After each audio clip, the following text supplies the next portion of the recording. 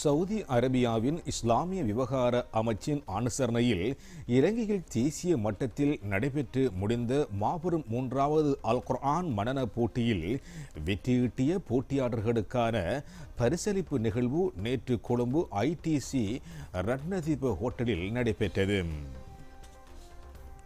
சிறப்புமிக்க புனித அல் குர்ஆனின் சேவைக்காக இரு புனித பள்ளிவாசல்களின் பாதுகாவலரான மன்னர் சல்மான் பின் அப்துல் அசீஸ் ஆல் சவுத் மற்றும் முடிக்குரிய இளவரசர் பிரதமர் முகமது பின் சல்மான் பின் அப்துல் அசீஸ் ஆல் சவுத் அவர்களின் தலைமையின் கீழும் சவுதி அரேபியாவின் இஸ்லாமிய விவகார அமைச்சர் கலாநிதி அப்துல் லத்தீப் பின் அப்துல் அசீஸ் ஆல் சவுத் அவர்களின் வழிகாட்டுதலிலும் சவுதி அரேபியாவின் இலங்கைக்கான தூதுவர் ஹாலித் பின் ஹமூத் அல் கஹதானியின் ஆலோசனை மற்றும் வழிகாட்டுதலின் கீழும் துணை தூதுவர் யாசிர் பின் அப்துல் ரஹ்மான் அல் ஹாசிமியின் முன்னிலையிலும் சவுதி அரேபிய இஸ்லாமிய விவகார அழைப்பு மற்றும் வழிகாட்டல் அமைச்சின் உயர் அதிகாரியான ஷேக் பத்ர் பின் நாசர் அல் அனசியின் நெறிப்படுத்துதலிலும் இந்த நிகழ்வு இடம்பெற்றது.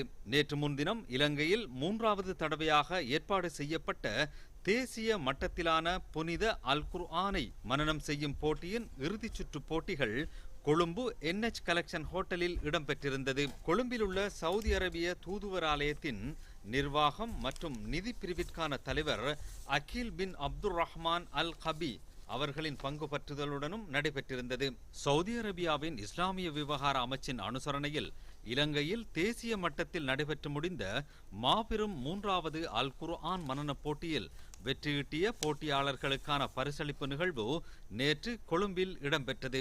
இவ்வாறு நடைபெற்று முடிந்த 3வது அல் குர்ஆன் மனன போட்டியில் 8 பிரிவுகளிலும் முதல் 3 இடங்களிலும் வெற்றி பெற்ற போட்டியாளர்கள் பணப்பரிசில்கள் மற்றும் நினைவு சின்னங்கள் வழங்கி கௌரவிக்கப்பட்டனர். தேசிய ரீதியில் இடம்பெற்ற இந்த அல் குர்ஆன் மனன போட்டியில் ஆண்கள் பிரிவில் 30 ஜுசுக்களில் முதலாம் இடத்தை அல் சஹீத் பெற்றுக் கொண்டதுடன் அவருக்கு அதிகூடிய பணப்பரிசாக 1 மில்லியன் ரூபாய் வழங்கி வைக்கப்பட்டது.